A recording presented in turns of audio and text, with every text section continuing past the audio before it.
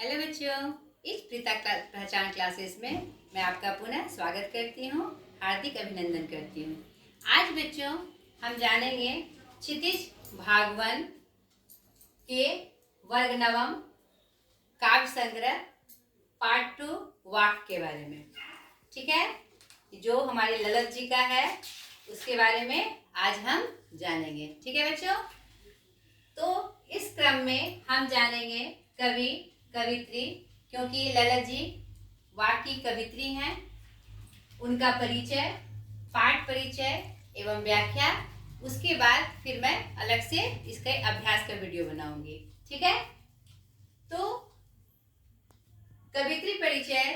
ललित जी भक्ति काल की एक प्रमुख कवित्री थी, जो संत परंपरा से संबंधित थी, संत कवित्री थी वो, जिनको अनेकों नामों से जाना जाता है। ललित, लल्लेश्वरी, लला, लल योगेश्वरी एवं ललारिका। ये कश्मीरी साहित्य में ऐसी रची बसी थी कि आज भी वह प्रासंगिक है, क्योंकि उन्होंने इनका जन्म, पहले इनका जन्म और का परिचय जान लें हम लोग। इनका जन्म सन 1320 में कश्मीर के पंपोर जिला ग्राम सिंहपुरा में हुआ था। उस समय जो समय चल रहा था, साहित्य में संस्कृत का बोलबाला था और उस समय राजाओं का युग था, तो फारसी, हिंदी और उर्दू भाषाओं का भी बोलबाला था मुस्लिम बहुल क्षेत्रों में। ठीक है, कश्मीर में उस समय दरबारी भाषा के रूप में फारसी का प्रयोग होता था। तो हमारे ललित जी ने, जो कि उन्होंने कश्मीर की जनता को नज़दीक से देखा था, उनके भावों को, उनके जीवनचर्या को उन्होंने नज़दीक से देखा था, तो उन्होंने ना ही संस्कृत भाषा का चुनाव किया और ना ही फारसी भाषाओं का। उसने उस समय जो कश्मीर की कौशेर भाषा, जो कि आज भी कश्मीर की प्रमुख भाषा है, उसका प्रयोग उन्होंने अपने रचना में किया, ताकि वो उनकी बातें जनमानस तक सही रूप में पहुंच सके। क्योंकि संस्कृत एक सभ्य भाषा थी, सबकी पहुंच उसके नहीं, सबकी पहुंच संस्कृत भाषा में नहीं थी, पकड़ नहीं थी। फारसी भाषा भी अपने आप में एक समृद्ध भाषा थी, जो लोक जनमानस के रूप में पूर्ण रूप से प्रचलित नहीं थी। दरबारी भाषा हुआ करती थी, वो एडवांस भाषा हुआ करती थी। तो इन्होंने जनमानस की भाषा में, उस समय जो लोक भाषा प्रचलित थी, उस भाषा में अपनी रचनाएं की, कविताएं लिखी, जो वाक नाम से प्रसिद्ध है। ठीक है बच्चों, इनको आधुनिक कश्मीरी भाषा का स्तंभ माना जाता है। स्तंभ क्यों? क्योंकि उनकी जो भाषा शैली थी, उनके जो कहने का मतलब कि स्टाइल था, वह आज भी बहुत प्रासंगिक है, आज भी बहुत प्रचलित है। ठीक है, इनके जन्म और मृत्यु का कोई विशेष प्रमाण नहीं मिलता है, लेकिन प्रचलित है कि इनका विवाह सोन पंडित जी से हुआ था, जो कि बहुत ही विलासी प्रवृत्ति के थे, और इनका वैवाहिक जीवन खुशहाल नहीं था। इसलिए इन्होंने संत परंपरा को पकड़ा और उसी में अपनी पहचान बनाई। उनके पति शराब और जुए का भी प्रयोग करते थे, शराबी भी थे और जुआरी भी थे, तो जो इनको पसंद नहीं था, इसलिए इनका वैवाहिक जीवन बहुत दिनों तक नहीं चला। इनकी मृत्यु सन 1391, कहीं कहीं 92 भी आती है। तो आपको दोनों याद रखना है, कहीं कहीं 91 और कहीं कहीं 92। यही इनका साधारण परिचय था। अब पाठ परिचय में हम वाक के बारे में जाने। पाठ, जो कि वाक के रूप में हमारे पाठ्य पुस्तक में आया है। वाक क्या होता है? तो ललित जी की काव्य शैली को ही वाक कहा जाता है, जिसका शाब्दिक अर्थ है वाणी। और ऐसी परंपरा है कि इसकी रचना शैली 4-4 पंक्तियों की होती है। आप अपने पाठ्य पुस्तक में भी देखिए, इसमें 4 वाक्य दिए हुए हैं, जिसमें कि हम देख रहे हैं कि 4-4 पंक्तियों से इसका निर्माण हुआ है। तो ऐसा भी प्रचलन में ये बात आती है। ठीक है। जिस तरह कबीर के दोहे, मीरा के पद, तुलसीदास की चौपाई और रसखान के सवैये प्रसिद्ध हैं, उसी तरह हमारे ललित जी के वाक प्रसिद्ध हैं। यानी कि वाक शब्द आए तो हमें समझ जाना है कि ये ललित जी की काव्य शैली है। ठीक है। ललित जी के वाक ऐसी ही प्रसिद्ध हमारे साहित्य में इस नाम से इनका प्रचलन है। ठीक है। ये कश्मीरी भाषा की थी और इस पाठ का हिंदी अनुवाद मीरा कांत जी ने किया है। इनकी भाषा कश्मीरी भाषा है, हमने पहले ही आपको बताई, और हमारे पाठ में इसका अनुवादित रूप है। ठीक है बच्चों। अब एक एक कर कर जो पाठ में दिया हुआ है इनका वाक, उनके बारे में जानेंगे। पहले वाक में देखिए क्या कह रहे हैं वो। रस्सी कच्चे धागे की खींच रही है नाव, जाने कब सुन मेरी पुकार, करे देव भवसागर पार। पानी टपके कच्चे सकोरे, व्यर्थ प्रयास हो रहे मेरे, जी में उठती रह रहूक, घर जाने की चाह है गिरे। इस वाक्य में कवित्री जी बता रही है, हमारी ललित जी बता रही है कि जो सांसों की डोरी है, जो रस्सी है, जो कच्ची धागी है, यानी अब वह टूट रही है, अंतिम पड़ाव पे है, और वह नाव यानी जिंदगी रूपी नाव को वह खींच रही है। ठीक है। और नाविक कौन है? हमारे ईश्वर, हमारे आराध्य। यहाँ पर जो नाव खींची जा रही है जिस डोर से, उसकी जो डोर है वह क्या है? एकदम कच्ची है, और नाव को वह धीरे धीरे खींच रही है, और ये डर उनके मन में बैठा हुआ है कि यह जाने कब टूट जाए। यानी ये सांस जो कच्ची डोर है, उसकी तुलना जो अपने सांसों से की गई है, मनुष्य के सांसों से की गई है, कवित्री ने अपने सांसों से की है कि यह इतनी कच्ची है, जाने यह कब टूट जाए, और पता नहीं मेरी पुकार उस परमात्मा तक कब पहुँचे, और कब मुझे इस भवसागर से यानी इस जीवन रूपी माया जाल से मुक्ति मिले। यानी कवित्री इस वाक्य में अपने परमाध्य से, आराध्य से मिलने की कल्पना कर रही हैं कि कब मुझे उनका साहचर्य प्राप्त होगा। ठीक है। तो इसी क्रम में वह कह रही हैं कि मेरी जो नाव है, जिंदगी रूपी नाव है, वह बिल्कुल कच्चे धागे पर टिकी हुई है, जो उसे खींच रही है। पता नहीं मेरी पुकार परमात्मा तक पहुंचेगी या ना पहुंचेगी। अपनी तुलना, वो जिंदगी की तुलना किससे कर रही हैं? सांसों की तुलना किससे कर रही हैं? आगे कच्चे सकोरे से, यानी मिट्टी के कच्चे बर्तन से कर रही हैं, और उनको लग रहा है कि मेरा जो प्रयास है वह व्यर्थ हो रहा है। यानी कि धीरे धीरे मैं कोशिश तो कर रही हूँ परमात्मा के पास जाने की, पता नहीं मैं वहाँ तक पहुँच पाऊँ ना पहुँच पाऊँ, क्योंकि मेरी जिंदगी की जो डोर है वह बहुत कच्ची है। मेरा जो जिंदगी है, मेरी जो सांसें हैं वह मिट्टी के बर्तन के समान है। यानी दोनों की तुलना वह इसलिए बता रही है, जाने वह कब टूट जाए। ठीक है। मन में बार बार फूंक उठ रही है, मन में बार बार एक डर उठ रहा है कि पता नहीं ये जो मेरे घर जाने की चाह है, घर जाने की चाह मतलब परमात्मा से मिलने की चाह है, वह कैसे पूरी होगी, कब पूरी होगी। ठीक है। यहाँ पर ये जो वाक्य है उनके जीवन के अंतिम क्षणों का है, और वह पूरी तरह से एकदम अब उनके पास जाने के लिए आतुर है कि इस माया जाल में मैंने बहुत जी लिया, अब मुझे आराध्य की कृपा मिलनी चाहिए, आराध्य का सामीप्य मिलना चाहिए। इसी क्रम में वह यह वाक्य, ये पंक्तियां लिखती हैं। ठीक है बच्चों, समझ में आया होगा आपको। दूसरे वाक्य में देखिए क्या कह रही है वो। खा खा कर कुछ पाएगा नहीं, ना खाकर बनेगा अहंकारी, सम खा तभी होगा संभावी, खुलेगी साकल बंद द्वार की।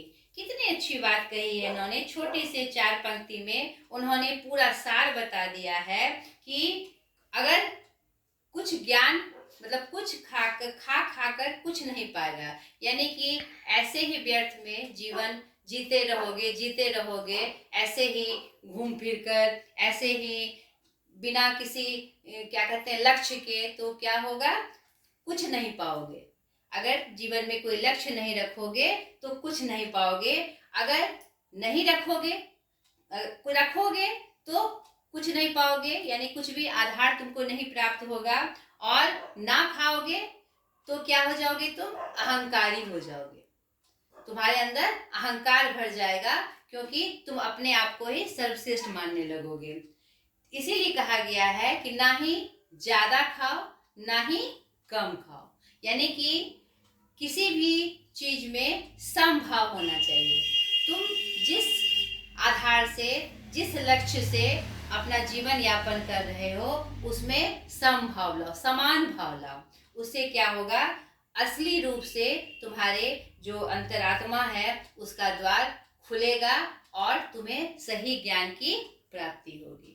यानी ये जो हमें जो जीवन मिला है 84 योनियों के बाद, 84,000 योनियों के बाद, वह उसका जो मुख्य उद्देश्य है, मुख्य लक्ष्य है, वह तुम्हें कब प्राप्त होगा, जब तुम समान भाव रखोगे, यानी कि सम भाव रखोगे, ना ज्यादा ना बहुत कम। तभी तुम्हें पता चलेगा जीवन की सार्थकता क्या है।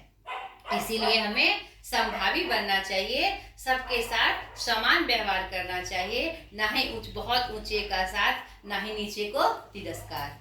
ठीक है, तभी हमें सच्चे ज्ञान की प्राप्ति होगी, जीवन के सही लक्ष्य की प्राप्ति होगी। ठीक है बच्चों, तीसरे वाक्य में देखिए, आई सीधी राह से गई न सीधी राह, सुसुम सेतु पर खड़ी थी बीत गया दिन आ, जेब टटोली कौड़ी न पाई, मांझी को दूं क्या उतराई। यहाँ पर वह जीवन की सार्थकता को बताने की कोशिश कर रही हैं कि हमारा जीवन तभी सार्थक होगा जब हम अच्छे कर्म करें।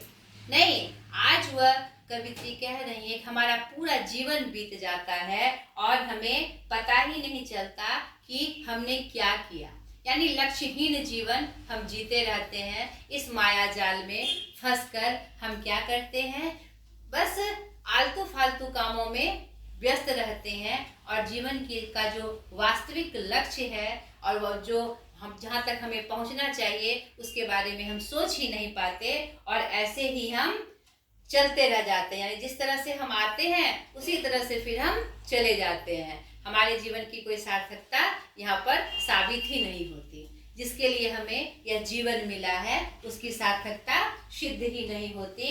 और इस दोराहे पर खड़े होकर, इस शुभ दोराहे पर खड़े होकर अब मेरे अंदर यह फूंक उठ रही है, आह आ रही है कि अरे पूरा जीवन तो ऐसे ही बीत गया, कैसे बीत गया।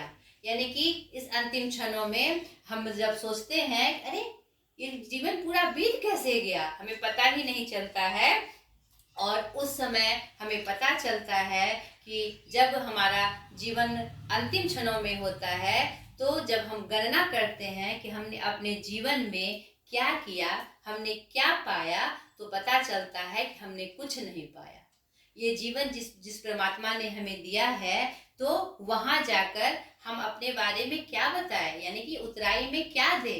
उन्होंने जो अनमोल जीवन मुझे दिया, हमें प्राप्त किया, उसके बदले में हम परमात्मा को क्या दे, हमने क्या जीवन में किया, क्या अच्छे कर्म किए, क्या सत्य कर्म किए, तो हम पता चलता है कि उस समय हमारे पास देने के लिए कुछ नहीं है।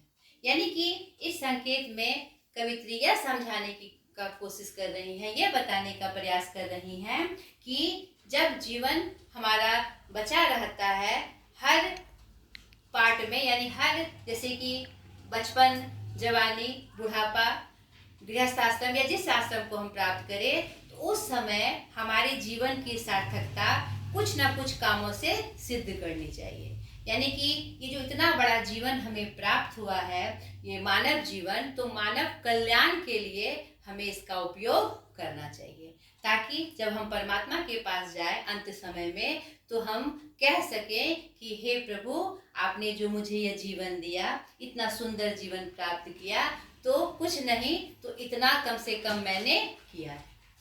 उस समय हमें शर्मिंदा ना होना पड़े कि मैंने व्यर्थ में ही अपना जीवन बिता दिया।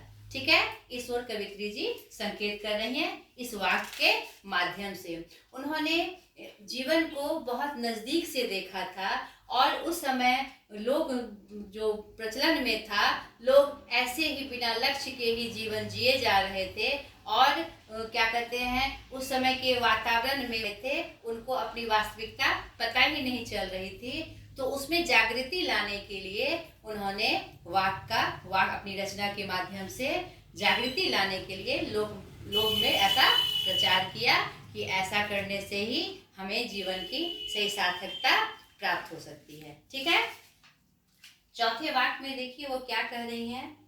थल थल में बसता है शिव, भेद न कर क्या हिंदू मुसलमान, ज्ञानी है तो स्वयं को जान, वही है साहिब से पहचान। यहाँ पर वो मतलब प्रभु की सार्थकता और सर्वव्यापकता की चर्चा कर रही हैं और उन्हें ही सर्वश्रेष्ठ बता रही हैं। और जो हमारे समाज में प्रचलन है कि यह हिंदू है या मुसलमान है या सिख है या ईसाई है, इनका उन्होंने पुरजोर विरोध किया है। उन्होंने कहा एक ही ऐसी शक्ति है जो सर्वशक्तिमान है, उसमें हम उनको किसी भी नाम से पुकारे। यहाँ पर उन्होंने अपने आराध्य को शिव नाम से पुकारा है। नहीं, शिव नाम यानी वो कैलाश पे रहने वाले शिव नहीं, एक उन्होंने नाम देकर उन्हें संबोधन किया है, यानी कि किसी भी नाम से पुकारे, एक ही शक्ति है जो पूरे विश्व को, पूरी दुनिया को चला रही है, वही सर्वशक्तिमान है। तो उनको विशेष नाम देकर, विशेष धर्म से जोड़कर हमें यह बाह्य आडंबर नहीं दिखाना चाहिए कि हमारा हिंदू देवता श्रेष्ठ है, मुस्लिम कहेंगे कि नहीं हमारे क्या कहते हैं, ये प्रसिद्ध है उनमें जो होते हैं मुसलमान भाई कहेंगे कि हमारे अल्लाह श्रेष्ठ हैं, सिख भाई कहेंगे कि नहीं हमारे यीशु प्रसिद्ध है। यानी उनको अलग अलग नाम देकर, उस ईश्वरीय शक्ति को अलग अलग नाम देकर बाह्य आडंबर नहीं करना चाहिए और आपस में झगड़े नहीं करना चाहिए। एक ही शक्ति है जो सर्वशक्तिमान है, बस इस बात को ध्यान में रखना है। इसी के बारे में कवित्री संकेत कर रही हैं कि थल थल में बसता है शिव ही, यानी एक ही ऐसा शक्तिपुंज है जो कि थल थल में बस रहा है, हर जगह व्याप्त है। भेद ना कर क्या हिंदू मुसलमान, उसमें भेद मत करिए, आप अलग अलग नाम देकर उसमें भेद मत करिए। किसी भी नाम से आप उसकी आराधना करिए, पूजा करिए, लेकिन वो लोग अलग अलग भेद में मत बांटिए उसे। ठीक है, ज्ञानी है तो स्वयं को जान। अगर तुम्हें सच्चा ज्ञान है तो तुम अपने अंदर झांक कर देखो कि सार्थकता क्या है, सच्चाई क्या है। नहीं, अपने अंतर मन में ऐसा अवलोकन करो कि वास्तविकता क्या है। भगवान एक है, हर धर्म यही कहता है कि भगवान एक है। तो उस ज्ञान को, इस शब्द को तुम जान जाओ, इस तथ्य को तुम अच्छे से जान जाओ, वही है साहिब से पहचान। और तभी आपको ये पता चलेगा, यही सच्चाई है कि भगवान एक है और ये जो बाह्य आडंबर है वह बेकार की बातें हैं। तभी आप सही रूप से खुद को पहचान पाएंगे। ठीक है बच्चों, तो यहाँ पर उनके वाक्य के माध्यम से, वो भक्ति काल की प्रमुख कवित्री थी, उन्होंने भक्ति मार्ग के माध्यम से अपनी वाणी को आवाज दी है और जनमानस तक ये संदेश पहुंचाया है कि क्या उचित और क्या अनुचित। ठीक है बच्चों, आशा करती हूँ आपको ये ललित जी के वाक्य आपको समझ में आए होंगे। फिर भी आपको कोई दिक्कत हो तो आप हमें कमेंट करके जरूर बताएं। आज तक के लिए इतना ही। ठीक है, अगर वीडियो अच्छा लगा हो तो मेरे वीडियो को प्लीज सब्सक्राइब करें, शेयर करें और लाइक करें और मुझे एक नई पहचान दें।